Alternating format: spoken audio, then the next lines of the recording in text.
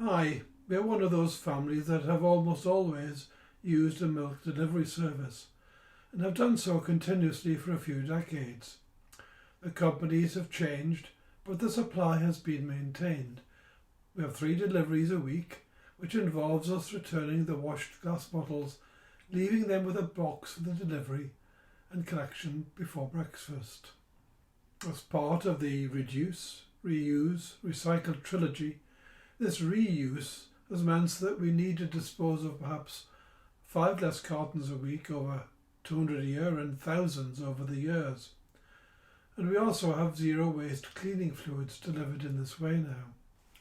Overall, much of the heavy household shopping comes that way now, so doing much of the rest by an electric bike is more viable, so reducing our transport emissions.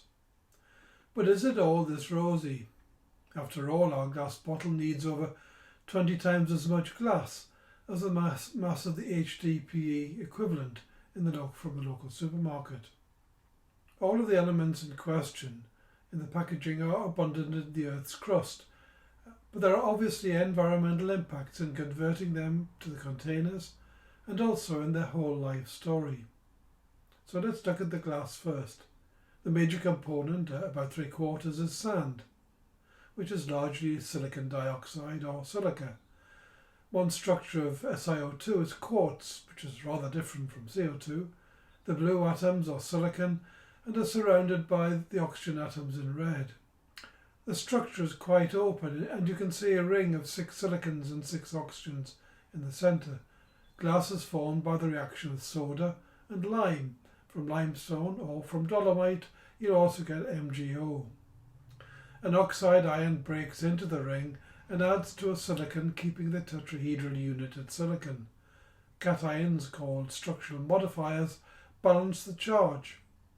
And all of these additives come from carbonates, so CO2 is released to get the active ingredients. Now, our 1-pint bottle weighed in at 243 grams, with a small aluminium cap weight of 1/30 of a gram. The embodied carbon of glass is about 3/4 of a kilo of CO2 per kilo of glass, and a footprint of the molding process is similar. So an estimate of the footprint for a new bottle is about 350 grams of CO2e. Plastic bottles, on the other hand, all derive from crude oil. After catalyst converter treatment with an acidic clay at very high temperatures, a slew of petrochemicals results. And these are the precursors to the building blocks of many things, including polymers and plastics. Ethene, or aka ethylene, or propene, aka propylene, which has an extra carbon, are shown here. These are the bases for polyethylene, PE, and polypropylene, PP, respectively. And great control of the properties of the polymers is now possible because of some lovely design of the catalysts for the polymerization process. HDPE, the high-density polyethylene, is a relatively well-ordered material with a higher softening temperature and strength than other PEs. PP is even stronger. The extra carbons are almost all arranged in the same side of the polymer chain, and you can see they're bashing into each other. As a result, the chain twists to remove that strain, and so the polymer consists of these spirals packed together.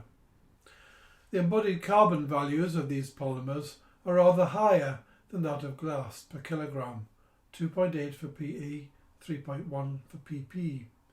And the moulding processes also have higher emissions. So a moulded bottle of 14 grams would cost, for PE, 64 and PP, 66 grams of CO2, as compared to 350 for the glass bottle. Now, this very simple analysis suggests that the reuse of glass bottles is essential to give them a chance to be competitive in terms of embodied carbon. It's good to avoid single-use bottles then, and Mike Berners-Lee in How Bad a Banana suggests that cartons might be preferred to bottles for wine. The number of necessary uses for glass would have to be more than the ratio between the PE and the glass footprints of about 5. But the reuses require transport and washing, and PE bottles can be recycled at a lower energy input than virgin bottles. For PE, the recycling seems to be viable for about 8 recycles.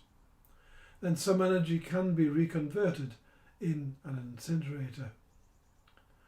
For glass bottles, the estimate of reuse is needed to balance the higher embodied carbon of the glass bottles vary. Some estimate about 10 times and some up to 20. Our supplier claims over 25 times. And I would say from our own experiences that we at most break about 1 bottle a year, out of 300 for milk and about 150 for juice. But some bottles will fail to reach the standards for reuse, and they will pass on to recycling. In our experience then, we will stick to the reuse of glass bottles and certainly not return to a couple of hundred plastic bottles or cartons each year. Could there be a better way still? One interesting report was of a reusable PP bottle. PP is higher and stronger, and it seems it could be a viable base for a reusable bottle. It may have to be thicker than our HDPE single-use one, but it may still reduce the carbon footprint to about 1/3. We look out for them, but until then we'll reuse the glass ones.